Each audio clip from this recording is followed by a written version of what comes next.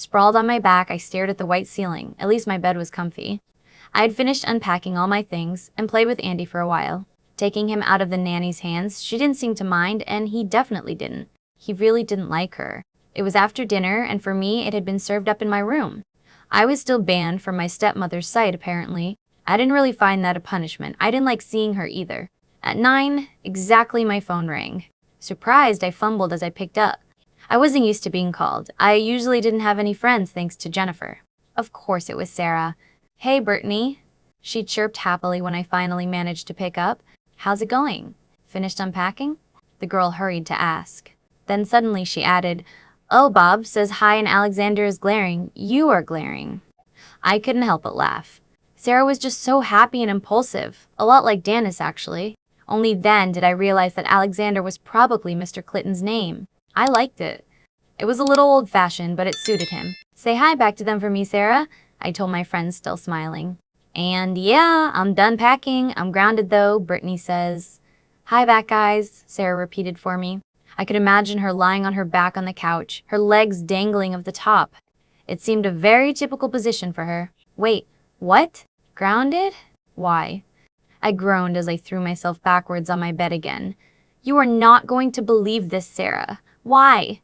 What happened?" "Alex, go away." Sarah's voice became a little annoyed as she was fending off her older brother, obviously. I could hear him talking in the background, but I couldn't hear what he was saying.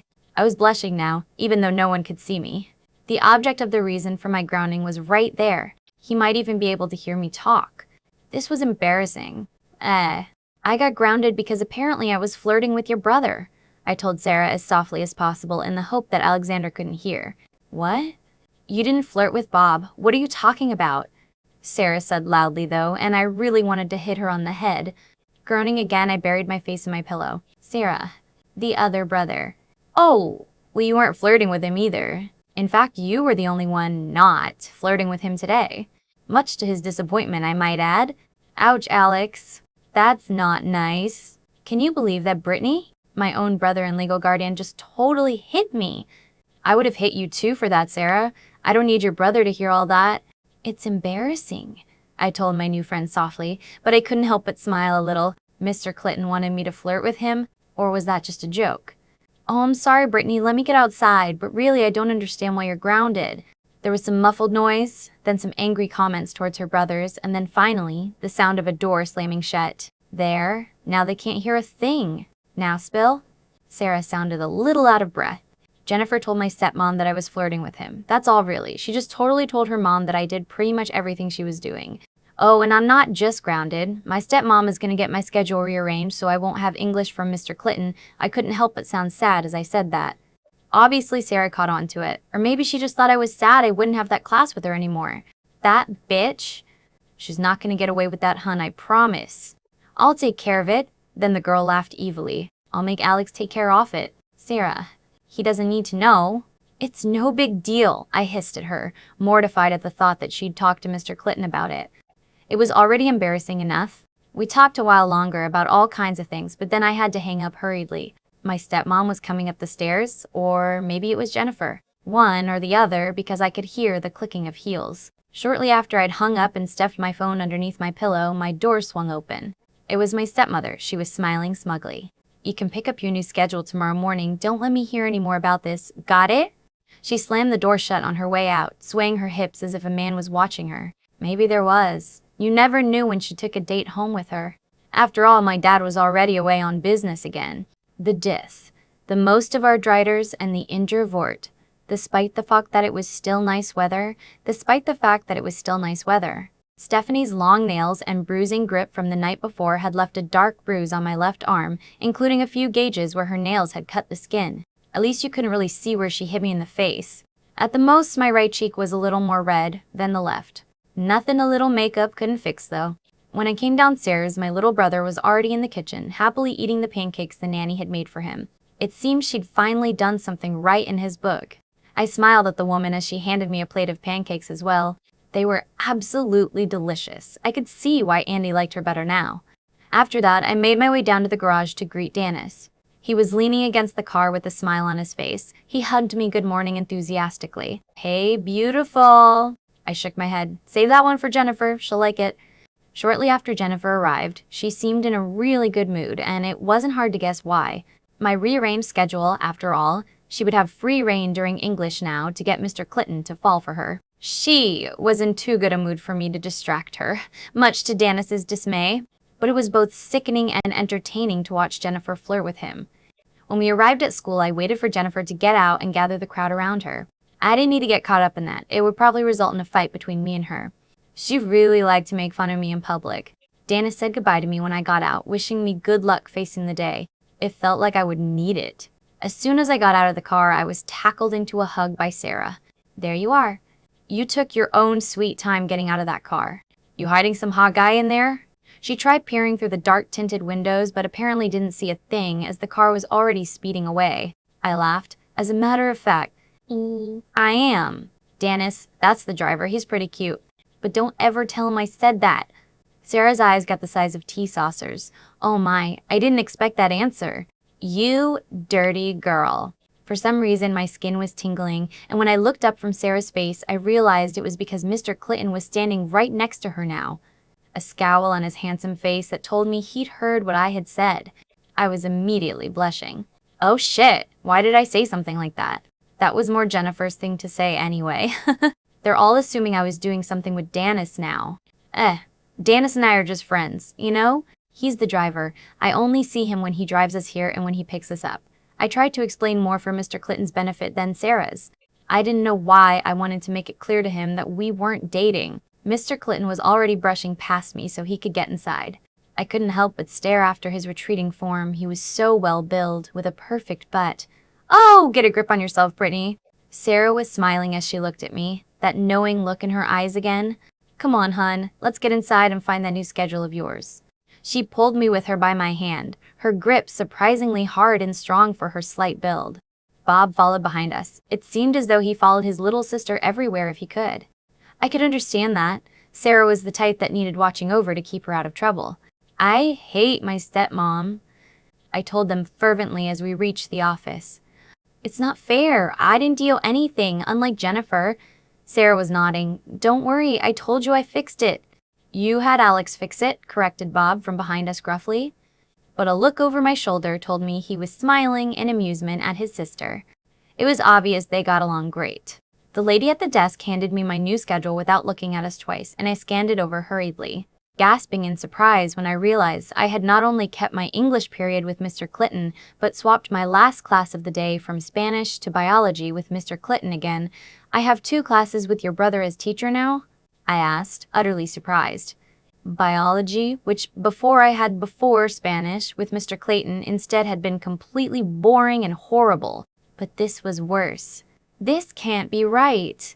You have to change this. They're going to kill me when they find out. I squeaked, already imagining the explosive reaction from my stepmother and stepsister. It was definitely going to hurt. Why? It's perfect. That last class is without Jennifer, so she can't tell on you if you do flirt with him. See? Perfect, Sarah exclaimed happily. Why does he teach both bio and English? It doesn't make sense, I exclaimed. Who's going to kill you, Brittany? Interrupted Bob, his sister. He at least had picked up on my panic now. My stepmom and sister, of course. They're not gonna like this at all. Oh, don't be such a wuss. It'll be fine eventually. Come on. We're gonna be late. Sarah waved my complaints away. I was really dreading 3rd period. It would mean I got to see Mr. Clitton again and that I didn't mind. I was almost dying to get another look at him. But it meant Jennifer would realize her scheming hadn't worked as well. As 2nd period with Bob ended, however, I found myself hopelessly lost again. Because I wanted to postpone Jennifer noticing, I still had the same English class I had ducked into another corridor. Stupid, very stupid idea. Now I was running late. Again. When I finally found the right room, the door was already closed and I had to knock. I stood in front of the door for a short moment, hesitating. Maybe I should just skip. No, silly Brittany. You've never skipped a class in your life. I knocked softly, hoping that maybe he didn't hear it. No such luck. His voice was low and sexy as he called, "Come in," just like yesterday. I opened the door and stepped into the room, carefully avoiding looking at anyone, especially Jennifer. It didn't stop me from hearing her gasp sharply and then hiss something angrily at the girl sitting next to her. I kept my eyes on the toes of my Converse, though, afraid to look at Mr. Clitton for fear of being unable to look away again. "So, you decided to join us at last, Ms. Baker?" he said in that sexy British accent, his voice husky. I dared glance up at him through my eyelashes to see that he was staring at me like a hungry wolf, those stormy gray eyes darker than they were yesterday. "I'm sorry, Mr. Clitton. I got lost again," I stammered, expecting people to laugh at the reason of my lateness.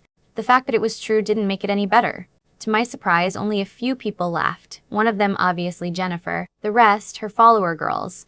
Mr. Clitton nodded as he gestured to the empty seat next to Sarah, who was smirking deviously again.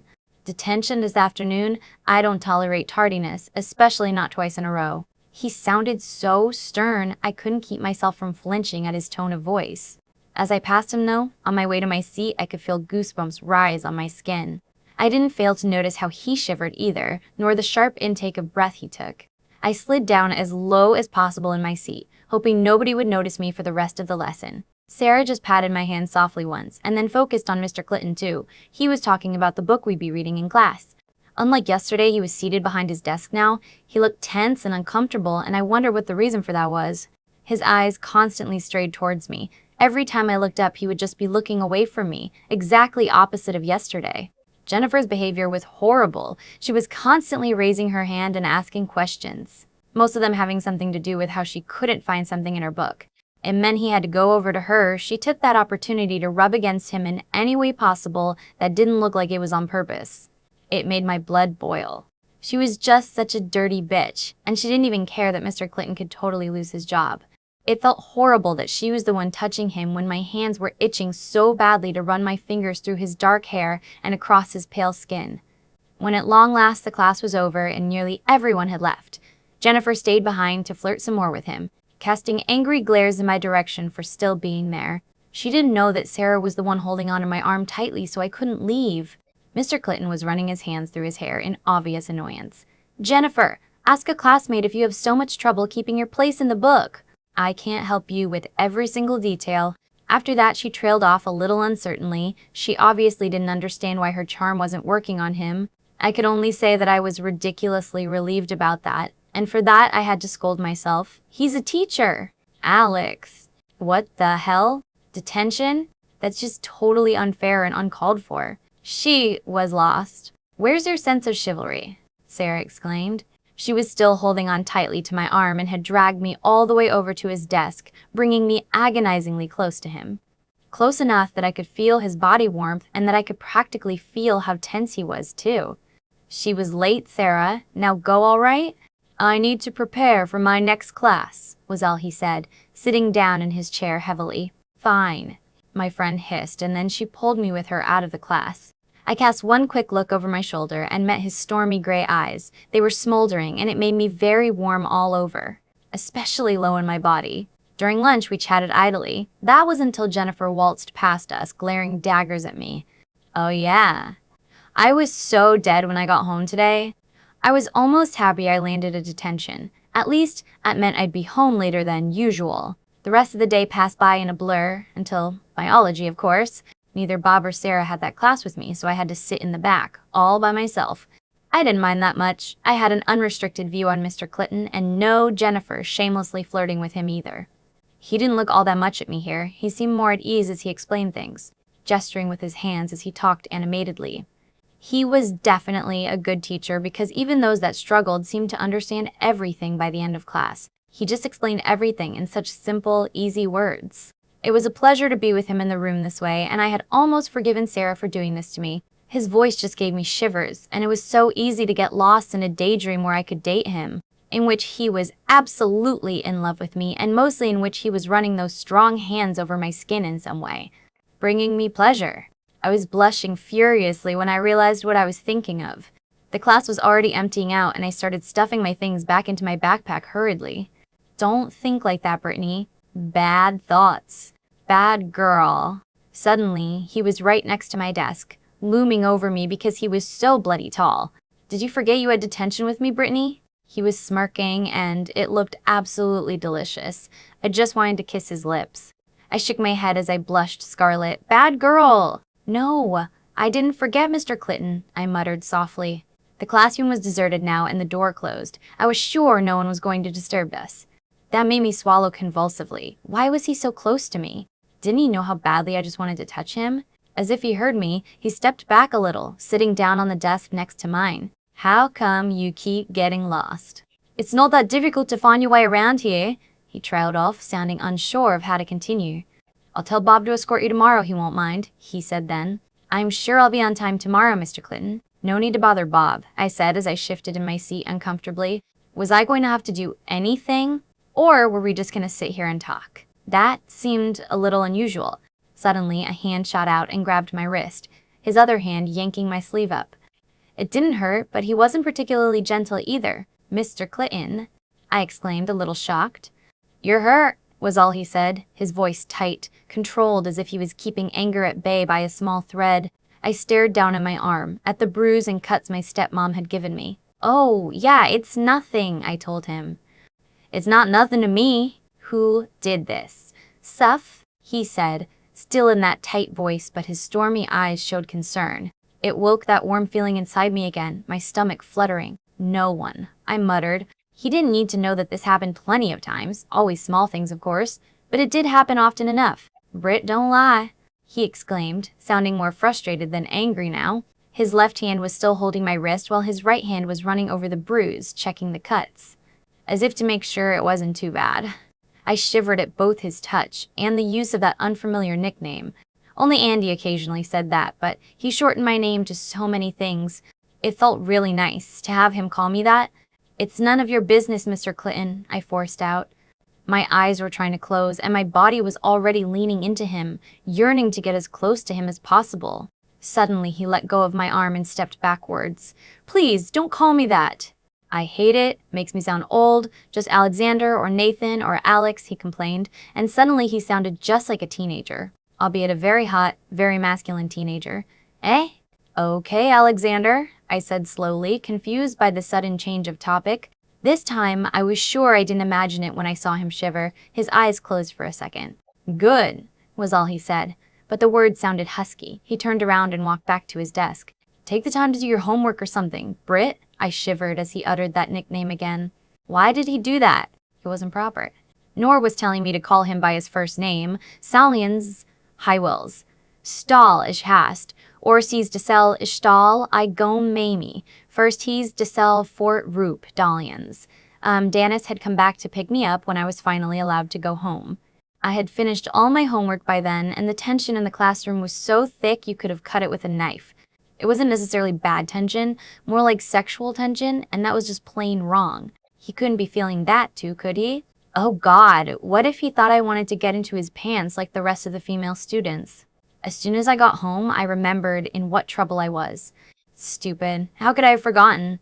My stepmother was waiting for me in the living, tapping her heel on the floor, hands on her hips. Jennifer stood just behind her, imitating her mother's stance. But all I had eyes for was the phone Stephanie held in her manicured hand. She had called my father. You're in real trouble, girl, was all Stephanie said, and then she handed me the phone. I took it from her with shaking hands and raised it to my ear slowly. Hello? My voice had a slight tremble in it that I hated with a passion. I didn't want to sound weak, certainly not when talking to him, but fear of what he'd say and do had me shivering in my clothes. The lecture my father gave me through the phone was horrible and long. It wasn't as terrifying as when he was actually in the room with you, but it still left me shaking. It compounded to this: you dirty whore, sleeping with your teacher, sleeping with the principal too, and getting detentions on purpose to fuck the teacher some more. Go to your room, you're not getting dinner and you're not seeing your car for 2 months. You're grounded for a month too. Oh, and not to forget, don't ever disrespect Stephanie or Jennifer ever again.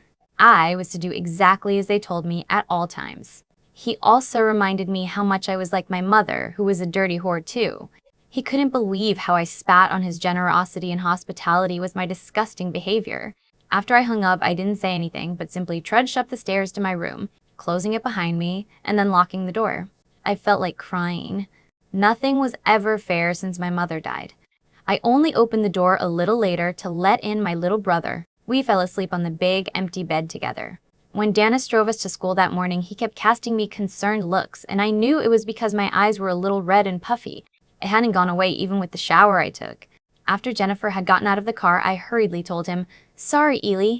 I can't come on that date. I'm very seriously grounded. Then I got out without waiting for his reply. When Sarah saw me that morning, the first thing she did was hug me, very tightly I might add. It did make me feel a little better, and I couldn't help but smile when Bob joined in on the hug as well. Don't worry, kiddo. Whatever it is, it will get taken care of eventually, he muttered softly. I nodded and looked up at my two friends. I know. Sometimes it really felt as if Bob was much older than his age. He seemed to speak only when he had something wise to say. But his words did make me feel stronger. One day I would get my chance. I was 18 after all, and as soon as I finished high school, I'd definitely get my own place and get away from that horrible home. Then I thought of Andy, and I realized I had to do everything in my power to get him away from there. Maybe I could raise him on my own. Most of my classes passed by in a blur again. I paid attention as best as I could, but I was so ahead on most subjects that all I did was doodle and write in my notebook. Then, of course, third period came round, and I had to face Mr. Clitton again, Alexander. This time I knew I was still on time, and I couldn't help but smile proudly at him as he sat behind his desk in all his glory. He nodded with a smile, as if finding it amusing that I was so happy I had finally found the classroom on time. Then he frowned, and immediately one of my hands went to my eyes. Were they still a little red from crying? Was that why he was frowning? I decided to ignore it, and sat down beside Sarah to talk a little with her before class started. We still had a few minutes. Jennifer waltzed in at the last minute, smiling flirtatiously at Mr. Clitton, and then smirking in satisfaction in my direction. Of course she was happy that I felt miserable. I couldn't care less about being grounded. It was being called a whore, and the fact that my dad had called even my dead mother a whore. I just felt so alone in the world, so unloved.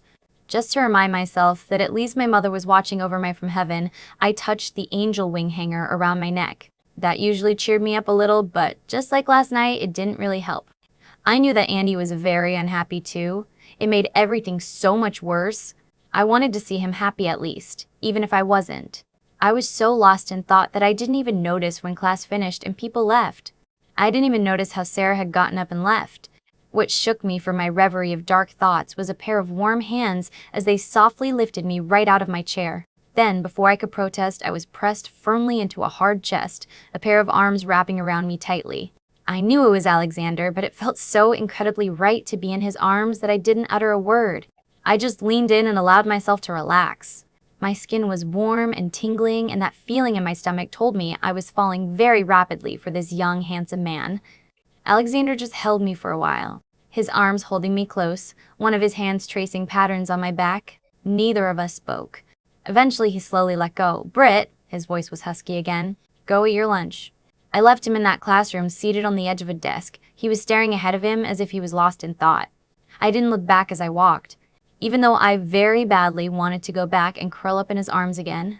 Neither Sarah or Bob said a word as I joined them at their table for the last 10 minutes of lunch. I had the feeling they knew what had happened, though. Sarah was smiling again. During all of biology, I stared at the top of my desk. I was afraid to look up at Alexander. I didn't want to see concern or worry reflected in those stormy eyes of his. I didn't want to imagine things that weren't there, and I certainly didn't want to encourage my heart to fall in love even further. It would hurt all the more when reality hit. I couldn't date my teacher. I was one of the first to leave the classroom that day, but he didn't stop me. I could feel his eyes watching me as I left. It felt a little as if I left half of myself behind when I walked out that door. That was just plain silly. I couldn't have fallen that far already. "So I know you're grounded," chirped Sarah when I met her outside school. "Wah! But there's this party on Friday evening. Please tell me you can think of something and come with me." "Fine, I'll try," I muttered. Immediately happy, Sarah jumped up and down and then hugged me tightly. "Awesome sauce." That made Bob snort. "You're so stupid, Sarah." The two of them had reached a black car and they got into it, waving goodbye. Bob was driving, so apparently Alexander had come in his own car. The rest of the day I spent playing with Andy and talking with Sarah on the phone again. It was fun to hear her banter with both her brothers in the background occasionally, although it was mostly with Alexander. I fell asleep that night with Andy by my side again. He didn't like the house. His room gave him nightmares, he told me. The nanny was still not nice, according to him as well. She didn't read the bedtime stories the right way. During the rest of the week, I felt increasingly more worried about Andy. He was complaining about school too. How the kids all hated him and never wanted to play. How the nanny wouldn't let him play with the toys he liked. How Stephanie snapped at him every time she saw him. how he hated all the strange men in the house all the time. Jennifer had luckily not paid too much attention to me. She seemed too busy flirting with Alexander or any of the other jocks to notice me. After her revenge through making my dad mad at me, she seemed content to let things be. Stephanie really didn't seem to know my dad had grounded me, because when I asked her if I could sleep over at Sarah at Friday, she agreed in a heartbeat. That went way easier than I thought it would. Then again, maybe she was just glad to get me out of the house. So on Friday morning, I said with a little twinge at my heartstrings goodbye to my little brother, promising him that I'd return safe and sound for him the next day. I made the nanny promise to allow him to sleep in my room if that was what he preferred. At school, everything seemed the same as it had the past few days. Although Alexander cast me more looks than usual again, a frown on his forehead as if he was worried about something. Was that because I'd be sleeping over at his house tonight? I was a little worried about that myself. When at long last the final bell rang, I got out of my seat slowly, thinking for once that it didn't matter if I stayed a little longer. After all, I'd probably be driving home with Alexander anyway. Sarah was waiting for me at the door to the classroom and made me skip with her all the way to the flashy red car. I knew it made both Bob and Alexander smile as they watched us, and it was enough to bring a smile to my face as well. Looking forward to tonight? I know I am, the girl enthused happily as she squashed into the back seat with me. The Clitton house was huge. It was more like a mansion, really, built in a somewhat Victorian style. It was pretty, I decided as I followed the siblings into their home. Everything inside was decorated in warm colors, all of it tastefully flowing into each other to make it a pleasant, warm home. I instantly felt at ease. The hallway looked messy with all the shoes and coats scattered about around the coat and shoe rack.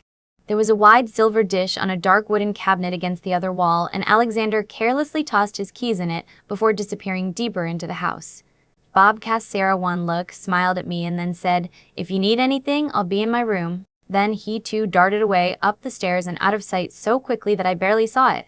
"Come, I'll show you around," Sarah hurriedly said as we took off our shoes and coats. Then she pulled me into the first room on the left, a wide dining room connected to a large, homey-looking kitchen. On the other side of the entrance was a large living room with big, comfy couches and an expensive-looking TV set. How could they afford all this? Alexander was the only one who worked, and it seemed like they didn't have any parents. I had heard Sarah say Alexander was their legal guardian. Maybe they had had a big inheritance or something? Because a teacher salary sure wasn't enough to be able to afford this. After I'd seen all of the ground floor, she took me up the grand stairs and pointed at the doors we passed. That's Bob's room, bathroom, my room. Down the hall is Alexander's room. There's another bathroom, that's the study, and those two doors are both guest rooms. After that dazzling explanation that I was sure to forget, she tugged me into her own room and set about getting the both of us ready for that party. When at long last she was finally done with me, I stared at myself in the floor-length mirror in her room. My auburn hair had been perfectly styled, falling around my shoulders and face in wide curls. Dark makeup around my eyes to make them look smoky and sexy, all of it finished off with a little lip gloss. Just enough to make them look moist, almost as if I'd just been kissing. I was wearing a simple black dress she'd lent me. It was way shorter than anything I chose to wear myself, but somehow she'd forced me into it. I still wasn't sure how she'd managed that. It was snug too, showing a little cleavage. The heels she'd somehow shown up with felt strange on my feet. I never wore heels, and I wasn't sure if I'd be able to wear them all evening, let alone walk on them properly. No matter how uncomfortable I felt in the clothes, it was all worth it as I followed Sarah down the stairs. Both Alexander and Bob were right there in the hall. I wasn't sure if it was a coincidence or if Sarah had told them to wait there for us so they could see us. Bob's eyes raked over my body appreciatively, his mohawk bobbing as he nodded his head. "You look very nice, Brittany," he said warmly. "And so do you, Sarah." Alexander just stared at me, his eyes following the lines of my body until finally resting on my face, his stormy eyes wide. I saw his Adam's apple bob as he swallowed once, twice. Still, his mouth fell open a third time. Did I really look that pretty? I couldn't imagine him doing that on purpose. He looked a bit like a goldfish. A very handsome goldfish, though. At long last, he snapped out of it. "You're going to that party looking like that?" Oh, that didn't sound very friendly. In fact, he sounded rather angry. "Alex?" Sarah snapped at him, and he took a step back. "Oh, don't take me wrong, you both look stunning." At both his eyes lingered on me, though. "But you know how teenage boys are. They'll be all over you." That's kind of the point, brother," Sarah replied as she pulled me with her out the door. I couldn't help but squeak a little nervously. It is? I was looking over my shoulder just so I could see Alexander a little longer. He was clenching his fists at his sides, a frown on his forehead as he stared after us. Was he really worried guys would be all over us? Suddenly I was worried about that too. I didn't need that. Didn't want it. Although maybe it was a good way to find a guy my own age to crush on. I couldn't really call what I was feeling already for Alexander a crush though. In the car with Sarah, I took a few deep breaths to relax myself. Sarah? Yes, hon? My bubbly friend replied. We're not really going there to hook up with guys, are we? We're just gonna dance and have fun? I hurried to ask her, just to reassure myself. Sarah laughed. Of course. I just said that because I know it would annoy him. That's all. I drew in a relieved breath.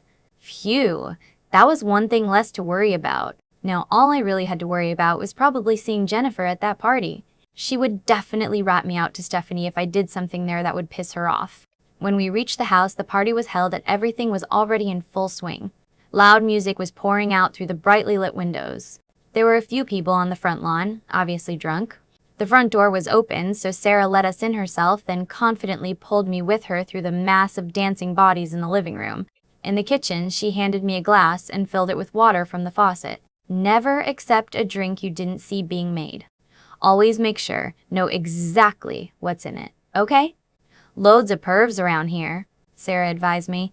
After we both drank some water, she pulled me back to the room full of dancing people. We joined the mass. Dancing with Sarah was really funny. We did it for at least an hour straight. Then we only stopped to get something to drink again. I spotted Jennifer on one of the couches, surrounded by guys hanging from her every word. When I saw her again, she was pressed against a wall with her tongue down some brown-haired boy's throat. Lucky guy. The third time I saw her, she was dancing too, smack in between two guys, grinding them as if no one was watching at all. Dirty, dirty girl. Sarah saw me looking and sympathetically said, You don't need to see that. Go get some fresh air, hun. You look a little flushed. I nodded in thanks and followed up on her advice, making my way outside into the backyard. There was a pool there and loads of drunk people swimming in it, some not even completely dressed anymore. I stared at it, a little repulsed. Yeah, some people have no morals, said a guy suddenly from beside me. A little startled, I jumped away from him. He had somehow gotten very close without me noticing. Although, with all the noise, it was still hard hearing what he said. He smiled and held up his hands to show me they were empty. Didn't mean to scare you. See, I'm unarmed. Then he winked mischievously at me. I'm Fort, by the way. I'm Brittany, I replied with a smile of my own. This guy seemed nice enough. He looked a little familiar, too. Probably attended Westtown High, just like me. I know, he said with another wink. Everyone is talking about you and your sister Brittany. Oh, I didn't know that. Why were they talking about me? They're talking about you because of the people you hang out with. I guess, answered Fort. Apparently I had spoken that thought out loud. And also because you're really pretty. You know, you might not have noticed, Brittany, but all the guys in school want you. Just as much as they want your sister. I scoffed. Yeah, right. They don't want me, Fort. Well, too as a bee. But it's nice of you to say that. If they all wanted me so bad, then why didn't they even spare me a glance? Or why didn't even a single one of them come up to me to talk? They all followed Jennifer around like meek little lambs. Fort laughed a charming laugh. He was handsome, with brown, short, spiky hair and sparkling dark eyes. I'm sure he would have been exactly the right type for Jennifer. I didn't feel impressed after all. He looked nothing like Alexander. Still, his company was nice. So when he asked if I wanted to go somewhere more quiet, away from all the music, I didn't hesitate to say yes. Always so hard to talk with the music, you know, Fort was saying. If we go on like this any longer, I won't have any voice left for tomorrow. I nodded my agreement. He took me back inside the house and led me past the dance floor to the hall, then up the stairs. I didn't see Sarah anywhere, but I saw Jennifer looking at me with a strange look on her face. Upstairs, we passed a few doors. Fort opened each one a crack and then closed them again. At last, he found an empty room, apparently, and pulled me inside. The music wasn't as loud as it was in the garden or downstairs, so we didn't have to yell to talk. He sat me down on the edge of a bed and plopped down next to me, stretching out on his back. You're pretty cool, Brittany. You should be the popular one, not your sister. I shook my head. Don't make fun of me. But I smiled at him anyway. He was smiling so warmly at me now, and his laughter was very infecting. We lapsed into an easy conversation again. It was starting to get late. It seemed like I had been talking to Fort for quite a while now. He was openly flirting with me and didn't seem ashamed of it at all. It was both a little disconcerting and flattering at the same time. "I think I should go and find Sarah. She's probably looking for me now," I said as I realized I had totally ditched my friend just to talk to this guy. It felt a bit like I was doing something wrong. In fact, I didn't understand why I had followed him up here in the first place. Sure, his company was nice, but it didn't feel right. Everyone knew going up here usually meant something along the lines of sex. That was probably why he checked all those rooms so carefully, making sure I couldn't see. The bed we were sitting on seemed 10 times smaller than before, and I hurriedly scrambled to my feet. "Yeah, I think I ought to go find her." "Already? Just when things are getting interesting?" Fort said with another devious smile. He grabbed hold of my hand and pulled me back down with him.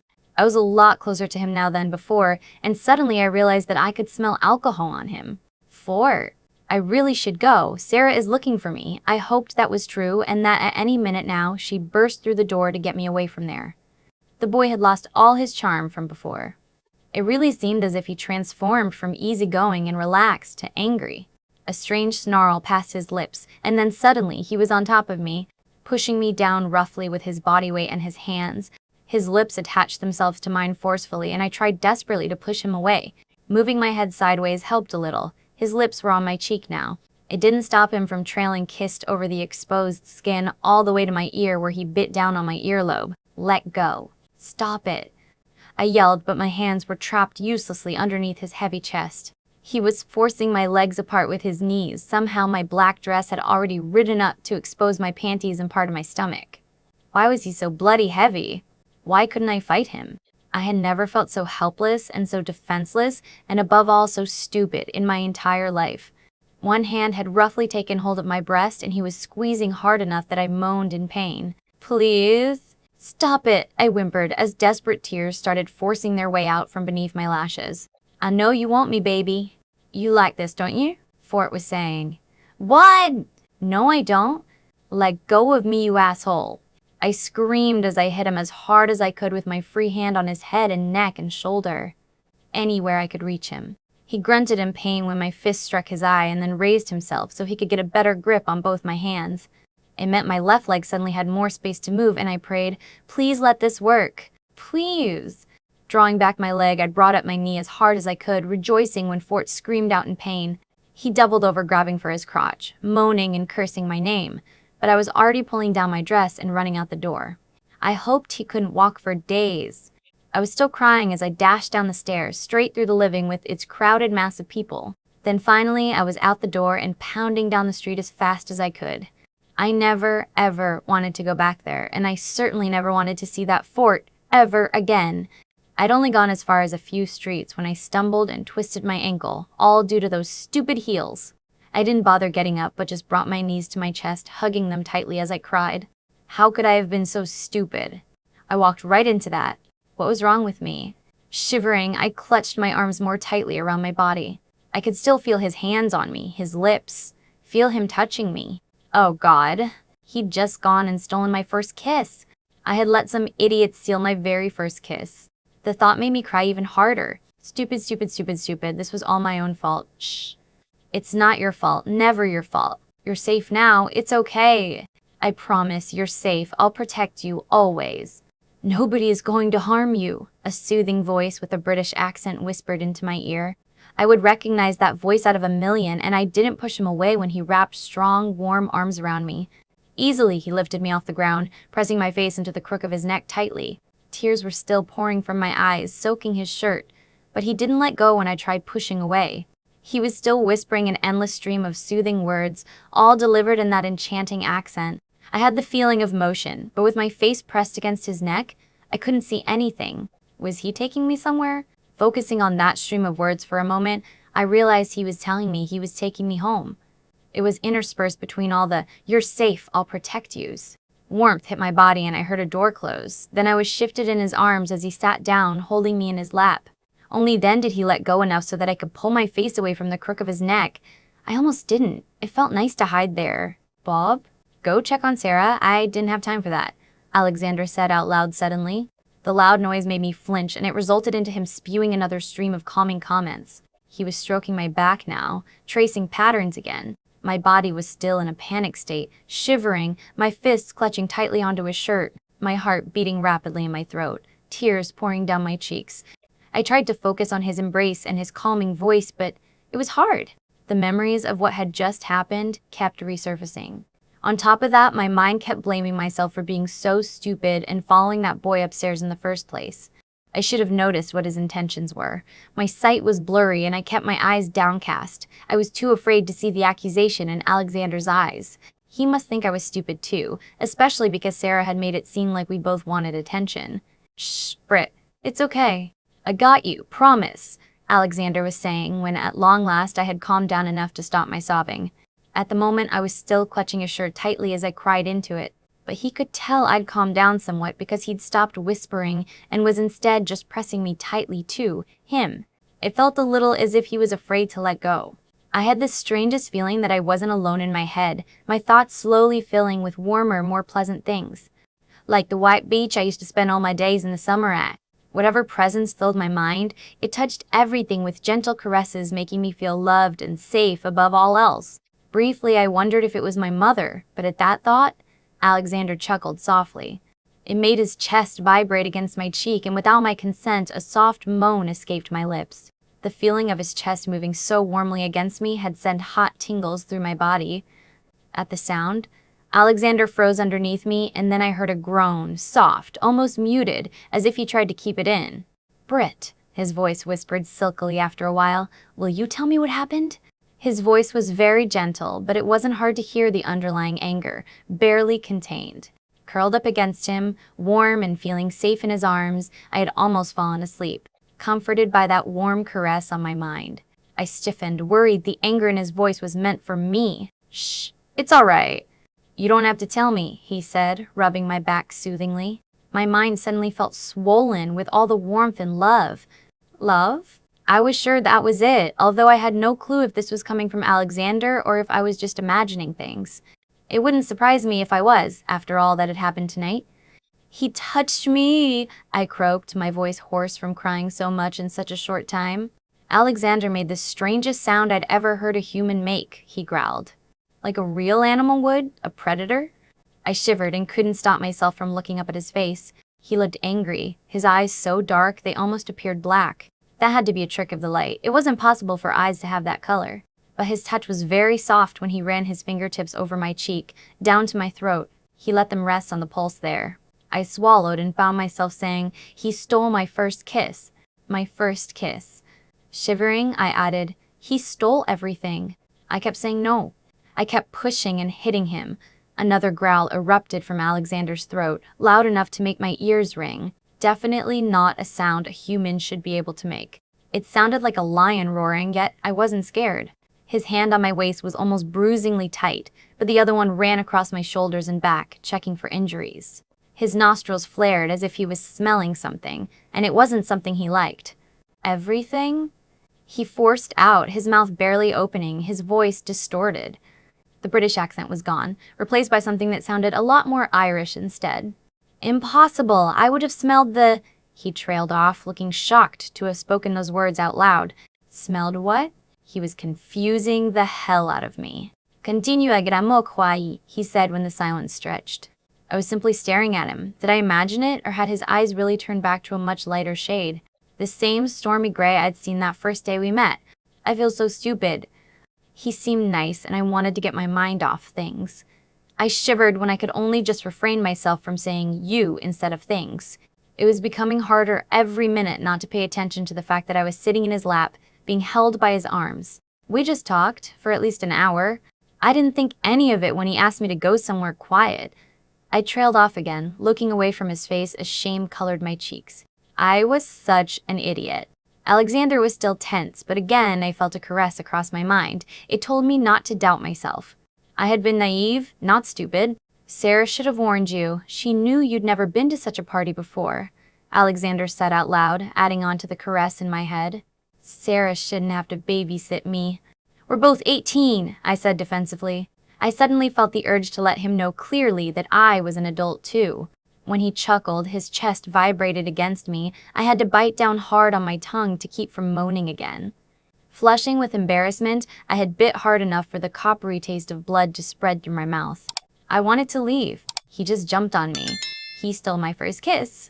It was supposed to be special, not like that. The words tumbled from my mouth to hide what I was feeling. His vile taste on my lips and his hands on my body as I remembered were enough to forget all about my embarrassment. Alexander ran a hand over my back, all the way up to clasp around the back of my neck. You'll receive plenty of special kisses in the future, Britt, that I promise. All my fear, disgust, self-loathing, and anger towards Fort drained away at those words. It felt as if he meant to be the one to give them to me too. His accent as he spoke still sounded more Irish than British, and briefly, I wondered where he really came from. You don't get it, I exclaimed then. I'm a girl. We have all these romantic images about how that first kiss should be. I bet you don't even remember, but I will, for the rest of my life. Shocked at my own outburst, I stared at him, searching for a sign that told me I hadn't offended him. His eyes had darkened again to an almost unnatural black, but he seemed otherwise relaxed now. I realized he wasn't staring at my eyes, but at my lips. Horrified, I realized my mouth was still hanging open. Before I could close it, though, that hand on my neck pulled me towards him as he leaned in, our mouths connecting. His kiss was very soft and gentle, completely opposite to my experience with Fort. Everything seemed to be on fire, my toes curling in those damned heels, electricity sizzling my nerves. It was the best feeling ever. It felt like coming home, like being loved, and most of all, it felt like finally being whole. When we finally pulled apart, I was panting. His breathing seemed to be all right, but his eyes were still dark, and now they were glazed over. With a gentle hand, he carefully smoothed my hair away from my face. There, now I stole your second kiss, he whispered rather huskily. Only then did it sink in that I'd been kissing my teacher, and that sitting in his lap was highly inappropriate, no matter how young and handsome he was. Kissing him had been the most amazing thing I'd ever done, and it was wrong. How could something that felt so right be wrong? Still, I scrambled to my feet and smoothed down my dress hurriedly. He followed my every move with hungry eyes. I should, shower and go to bed. My own voice sounded anything but steady. Of course, was all Alexander said as he smoothly flowed to his feet. Without another word, he took my hand and pulled me with him towards the stairs, guiding me to the bathroom upstairs. At the door to it, he left me with a few clean towels. Just as I was about to enter, so I could at long last calm my rapid beating heart, he called out, "How did you get away?" "I kicked him where the sun don't shine," I said, offering him a hesitant smile. Was he hurt that I ran away from him after his kiss? Despite the fact that I had obviously kissed him back. The look on his face could only be described as proud, though. Was he seriously proud I kicked that guy? I undressed hurriedly and got into the shower without looking at myself in the mirror. I didn't need to see the bruises to know they were there. I turned the water to scalding hot, needing to feel it burn my skin just the slightest bit so I could erase the sensory memories of my ordeal with Fort. I stood under the hot water spray for at least an hour, but I still didn't feel like myself when I stepped onto the cold tile floor.